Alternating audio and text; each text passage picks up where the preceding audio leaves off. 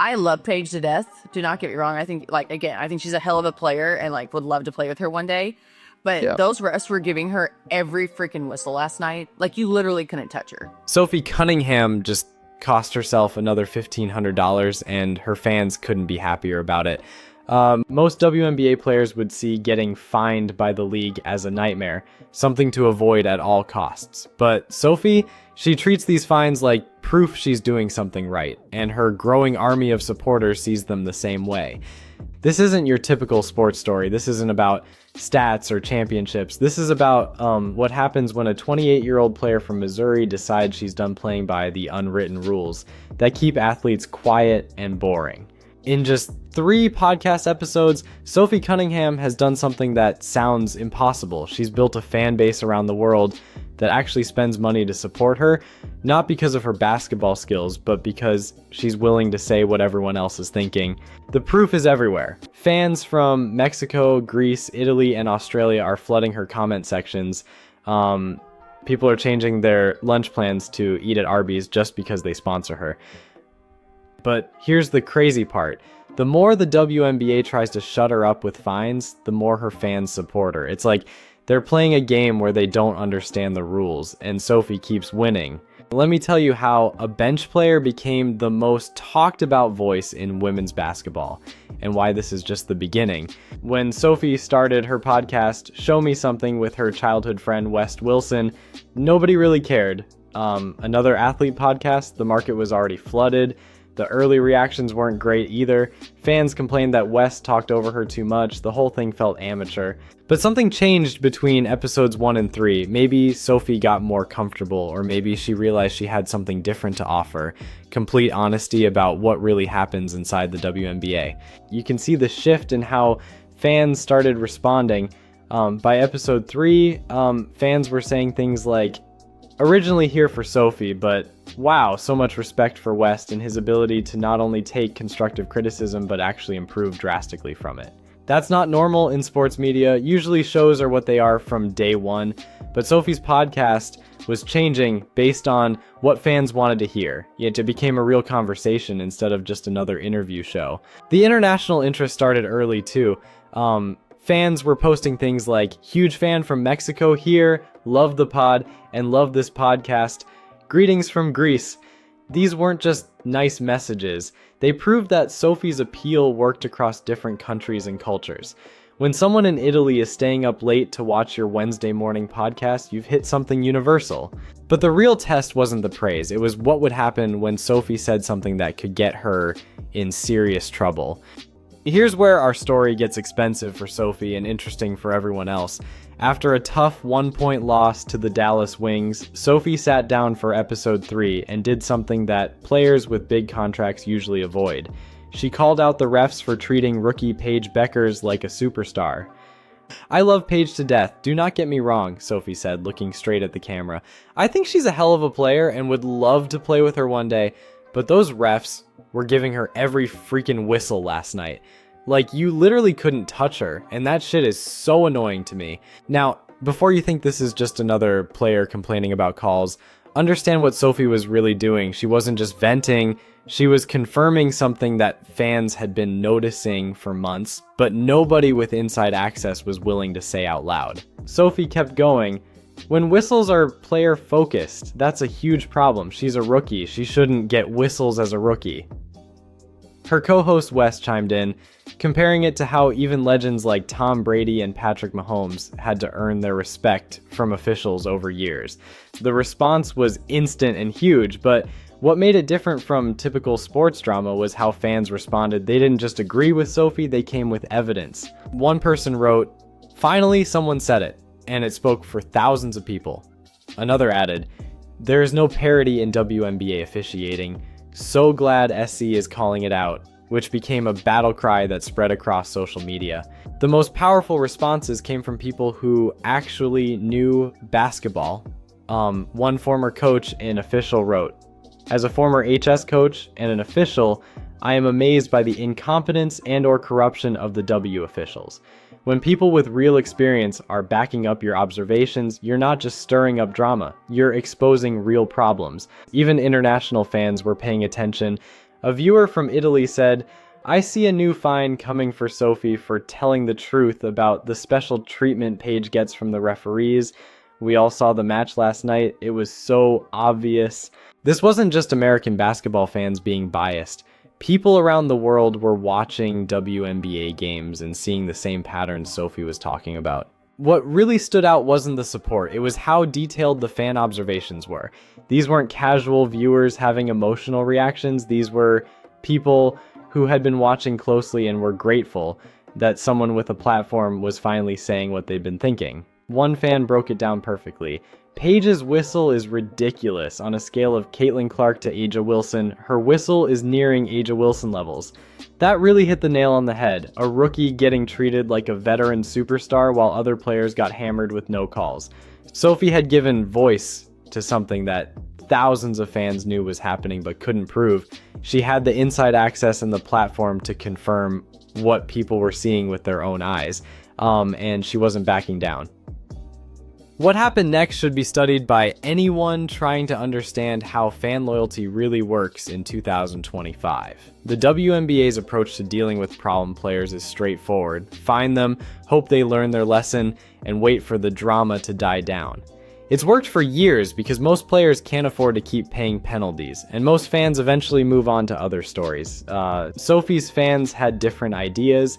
Instead of abandoning her after the controversy, they decided to support her with their money. And we're not talking about buying her jersey or following her on Instagram. We're talking about fans actually changing how they spend money to help her sponsors. The best example shows how far fans will go.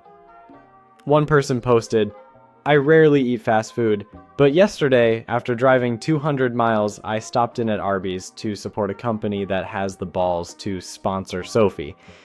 Edit, I just did the Arby's survey to provide feedback to let them know that I chose Arby's because they support Sophie."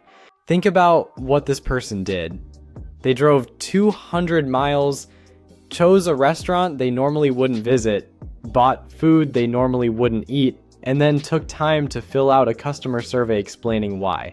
This goes way beyond being a fan. This is taking real action. Her videos became like a coordination hub for Sophie supporters. People were posting things like, "Twice in the last week. Thanks, Soph. I've bought 2 sandwiches in the last 10 days, lol. Going to Arby's now." Fans started getting creative with their support. People began saying things like "the Cunningham," which became a running joke about what Arby's should name a sandwich after Sophie. Another fan suggested Arby's menu should be number 8 Cunningham and cheese, as fans imagined ways to make their support official. The fine predictions became part of the fun. Fans were saying things like, "Another $1,500 fine, this money should go to retraining for the refs," and Sophie talking about Paige whistles, "You know she's gonna get another fine, lol," showing that fans treated Sophie's willingness to pay these penalties as proof that she meant what she said. What's even better is that the relationship was working both ways. When fans criticized West for interrupting Sophie too much, he listened and got better. People started saying things like West addressing the interruptions was pretty cool of him, showing that the show was actually changing based on what viewers wanted. This wasn't just fans watching content, it was fans actively helping create better content. Sophie had created something that traditional sports media rarely achieves: a real back and forth conversation with her audience. The numbers backed up the emotional investment. Fans were saying things like, "Been waiting for this episode all week, and I watched this to support your fines," showing people treating Sophie's podcast like appointment television. Most telling was when one fan said, "Sophie keeping my family watching the WNBA after Caitlin went out." Sophie wasn't just building her own brand, she was keeping fans interested in the entire league during a time when their biggest star was injured. Here's why SC represents something bigger than just another athlete with opinions. She's proving that the old rules of professional sports don't work anymore. For decades, the deal between athletes and leagues was simple.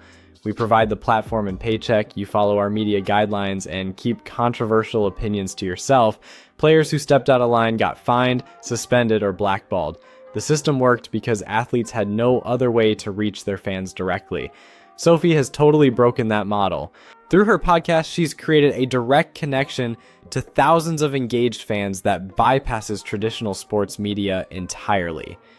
When she criticizes officiating, fans don't hear about it through filtered news reports. They hear her exact words, with all her emotion and context intact. You can see the difference in how fans respond. They're not just agreeing with Sophie, they're adding their own knowledge and observations. Former coaches and officials are using her platform to back up her concerns. International fans are providing perspective from different basketball cultures. One fan captured, how fans see her role. "Thank you, Sophie Truth Speaker. She's not just another player, she's their voice inside the league, someone willing to say what they're thinking but can't say themselves." What really matters about Sophie is economic. Traditional sports marketing relies on passive fans, people who buy tickets, jerseys, and watch games. Sophie has created active participants who make spending decisions based on their emotional investment in her success. Sophie is showing other athletes that there's another way. You don't need league approval or traditional media validation to build meaningful relationships with fans. You just need to be genuinely yourself and trust that honesty will find its audience. Other athletes are watching. They're seeing Sophie develop something that league fines can't touch, traditional media can't control, and corporate interests can't buy. They're seeing that speaking truth can create stronger financial foundations than staying silent. What stands out most might be how Sophie handles criticism and controversy. Traditional athlete media training teaches deflection and apology. Sophie leans into difficult conversations and lets her audience see her real thoughts in real time. This approach has created something special, a fan base that feels like they're part of Sophie's team rather than just spectators of her career. They're not watching a performance, they're participating in something bigger. The question isn't whether Sophie will keep getting fined. She definitely will. The question is whether other athletes will see what she's building and whether leagues will adapt to this new reality or try to fight a battle they can't win. Because this kind of change usually starts with someone who has nothing left to lose and everything to gain by telling the truth. Sophie has created something that goes beyond basketball, generates real economic value, and gives fans what they've been wanting: authentic connection with the athletes they support. Her fans aren't just watching her play basketball, they're watching her change how professional sports work, and they're all in. Before we wrap up, I have to mention that it's Sophie Cunningham's birthday. So Sophie, if you're watching this, happy birthday. Keep being real, keep speaking your mind, and keep showing everyone what authentic leadership looks like. Your fans have your back, and we're all here for whatever comes next. If you want to see more content that breaks down what's really happening in sports, hit that subscribe button and turn on notifications. And maybe grab an Arby's sandwich while you're thinking about it. The Cunningham special might actually become real if we keep this going. What do you think? Is Sophie showing athletes the future, or is she just going to fine herself out of the league? Let me know in the comments, and let's see if we can build the kind of real conversation Sophie started.